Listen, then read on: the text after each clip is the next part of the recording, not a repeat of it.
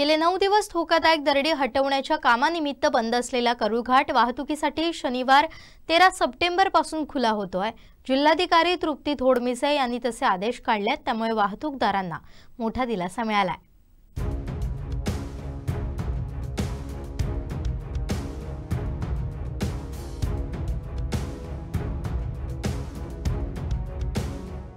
करूळघाटात 4 सप्टेंबरला सकाळी दरड कोसळली होती। या दरडीसोबत महाकाय दगडही आल्यानं वाहतूक ठप्प झाली होती। तसेच यावेळी घाटातील अन्य धोकादायक दरडीबाबतही रत्नागिरी येथील पथकाकडून सर्वेक्षण करण्यात आलं। या सर्वेक्षणात कोसळलेल्या दरडीच्या ठिकाणासह अन्य 5 ठिकाणी दरडींचा धोका असल्याचा अहवाल देण्यात आला। या दरडी हटवण्यासाठी जिल्हाधिकारी यांच्या आदेशानुसार 12 सप्टेंबर पर्यंत घाट बंद ठेवण्यात आला।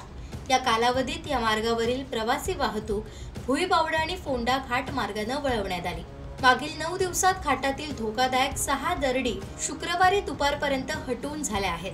त्यानंतर घाट वाहतुकीसाठी सुरक्षित असल्याबाबतचा अहवाल राष्ट्रीय महामार्ग प्राधिकरण विभागाने दिल्यानंतर जिल्हाधिकाऱ्यांनी शनिवारपासून घाट वाहतुकीसाठी खुला करण्याबाबत आदेश दिलाय। शनिवारपासून या घाट मार्गावरून सर्व वाहतूक सुरू होणार आहे। या आदेशामुळे वाहन चालकांसहित पर्यटक, व्यापारी, प्रवासी यांना मोठा दिलासा मिळाला आहे।